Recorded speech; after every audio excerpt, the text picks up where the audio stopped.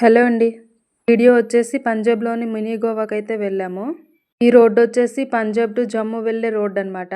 ఈ రోడ్డుకి వీడియో ఎందుకు తీశానంటే వీడియో క్లియర్‌గా చూడండి. రోడ్డుకి ఇరువైపులా లోయలు ఉన్నాయి.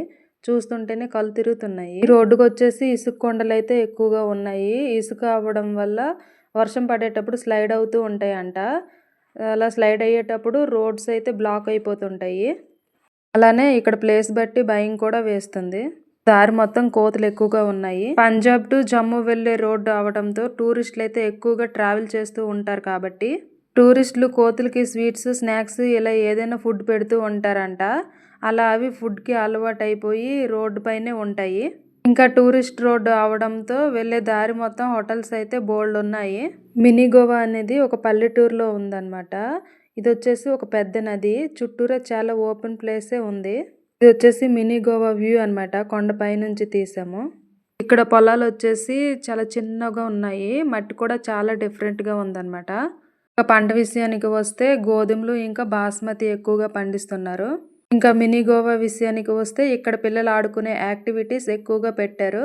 సాటర్డే, సండే రోజు అయితే స్కూల్ పిల్లలు ఎక్కువగా వస్తారంట. ఫుల్ బిజీగా ఉంటుందంట. ఇంకా ఇక్కడ బోటింగ్ సిస్టమ్ అయితే పెట్టారు. ఒక మనిషికి 400 తీసుకుంటారు. నిజంగా ఏదో తెలియని సంథింగ్ స్పెషల్ అయితే ఉంది ఇక్కడ. పిక్నిక్ చేసుకోవడానికి బెస్ట్ ప్లేస్ ఇది. చాలా ఫ్యామిలీసే వచ్చాయి. కొత్తగా డ్రైవింగ్ నేర్చుకునే వాళ్ళకి ఇక్కడ ఓపెన్ ప్లేస్ ఎక్కువగా ఉండటంతో డ్రైవింగ్ కూడా నేర్పిస్తున్నారు. తిండి విషయానికి వస్తే మ్యాగీ, బర్గర్, ఐస్ క్రీమ్స్ ఏవేవో ఫాస్ట్ ఫుడ్ అయితే పెట్టారు. ప్లేస్కి టూరిస్టులు కూడా రావడం స్టార్ట్ చేశారు కాబట్టి ఏరియాని అయితే డెవలప్ చేస్తున్నారు.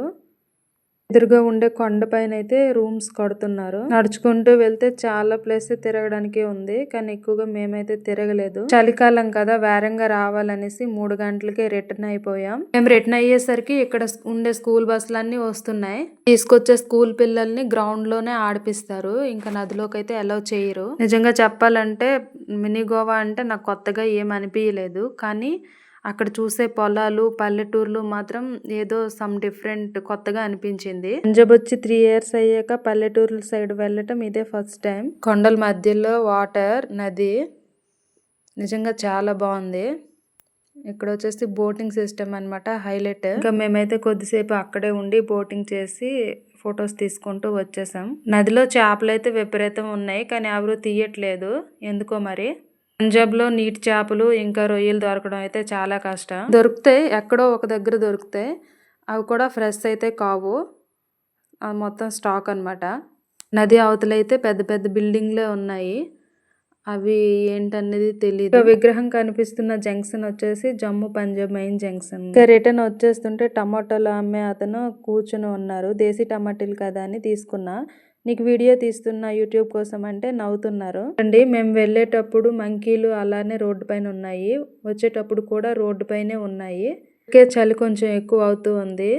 రోడ్లు చూడండి. రోడ్లు అయితే 2 పక్కల లోయలే. డ్రైవింగ్ అయితే పర్ఫెక్ట్గా రావాలి రోడ్డు పైన. వీడియో నచ్చిందనే అనుకుంటున్నా. నచ్చితే లైక్ చేయండి, సబ్స్క్రైబ్ చేయండి. Thank you.